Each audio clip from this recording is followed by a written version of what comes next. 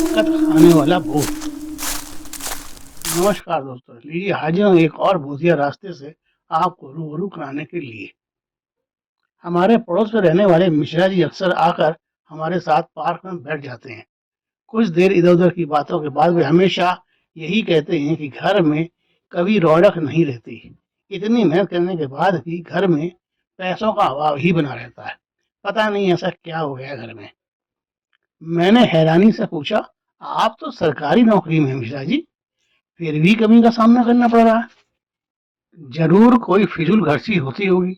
निगरानी रखें बच्चों पर, कहीं बच्चे गलत रास्ते पर तो नहीं चल पड़े। मिश्रा जी बोले, नहीं यार, ऐसी कोई बात नहीं है। बच्चे बहुत सीधे हैं, कोई भी खर्च बिना हमारे पूछे करते ही नहीं है। मैंने कहा, फिर तो कुछ ना कुछ गड़बड़ जरूर है आपके घर में। ऐसा होना तो नहीं चाहिए। ठीक है, मैं आऊंगा आपके घर, देखता हूँ शायद कुछ पता लगे। हाँ जरूर, मैं तो कहता हूँ कभी क्या, अभी चलिए मेरे साथ मेरे घर। आज तो वैसे भी छुट्टी का दिन है। अभी समय ही क्या हुआ है, सिर्फ 12 ही तो बजी हैं। मैंने कहा चलो चलते हैं। फिर हम दोनों यानी मैं और मिश्रा जी के घर में पहुंच गए। मैं जैसे ही मिश्रा जी के घर में घुसा, मुख्य दरवाजे के सामने ही उनकी रसोई मौजूद थी। रसोई के बगल में कमरा था जो उनका बेडरूम था। हम लोग रसोई घर से होते हुए उनके बेडरूम में पहुंच गए। बेडरूम में बड़ा सा टीवी चल रहा था, पर देखने वाला वहां कोई नहीं था। मैं जब रसोई से बेडरूम में आया तो देखा रसोई घर की सिंक में रात के खाने के झूठे बर्तन भरे पड़े थे। मैंने कहा, भाभी जी कहाँ हैं, दिख नहीं रही। मिश्रा जी बोले, वो क्या बैठी हैं, धूप सेक रही हैं। मैंने देखा मिश्राइन धूप में कुर्सी डाले अपने मोबाइल में रील देखने व्यस्त थी। मैंने कहा, भाभी जी नमस्ते। लेकिन भाभी जी इतनी व्यस्त थी कि उन्होंने मेरी नमस्ते पर कोई ध्यान ही नहीं दिया। मैंने भी भाभी जी को इग्नोर कर दिया और मिश्रा जी से पूछा, घर में काम वाली भी आती लगता है। मिश्रा जी बोले, काम वाली की क्या जरूरत, एक बेटा है और हम दोनों हैं, काम ही कितना होता है घर का। मैंने कहा, हाँ ये बात भी ठीक है, बेवजह खर्चा क्यों किया जाए। मैं मिश्रा जी से बातें करते करते उनके घर में इधर उधर टहलते हुए सब कुछ देख रहा था। जब मैं रसोई में खड़ा था तब मैंने मिश्रा जी से पूछा, भाभी जी की तबीयत कुछ खराब है क्या। मिश्रा जी बोले, नहीं तो।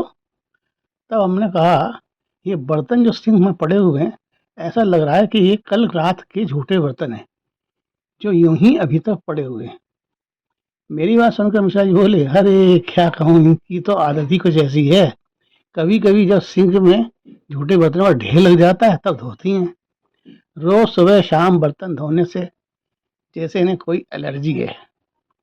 मैंने कहा, मिश्रा जी बस आपके घर के भूत को मैंने पकड़ लिया। मिश्रा जी खुश होते हुए बोले, अच्छा पकड़ लिया आपने। मैंने कहा, हाँ, पहले भाभी जी को बुलाइए फिर बताता हूँ भूत कहाँ है। मिश्रा जी ने अपनी श्रीमती जी को आवाज दी।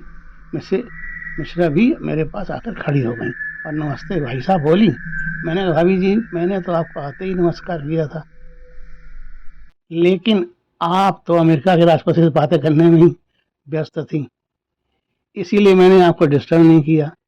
फिर मैंने मिसेज मिश्रा को बताया कि मिश्रा जी बोल रहे थे कि घर में हमेशा तंगी बनी रहती है। मेरे इतना कहते ही मिसेज मिश्रा जैसे फूट पड़ी।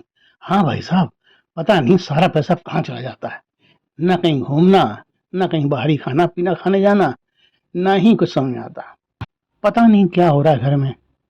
मैंने कहा, भाभी जी आपके घर में कोई कुछ नहीं कर रहा, ना ही कोई भूत प्रेत है। जो भूत है वह मैं आपको दिखाता हूँ।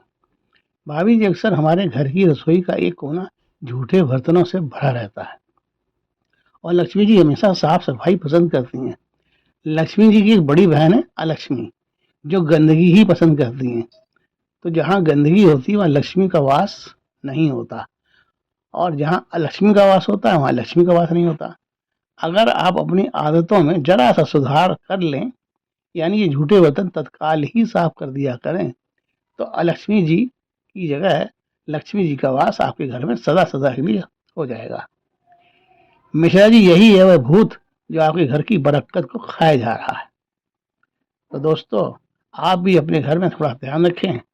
झूठे बर्तनों को हमारी माताएं अगर तत्काल धो दिया करें तो ये जो रास्ता है भूतों का वो हमेशा के लिए बंद रहे और आपकी तरक्की के रास्ते हमेशा खुले रहें। नमस्कार, इसी साथ कल फिर मिलेंगे एक नए भूतिया रास्ते के साथ।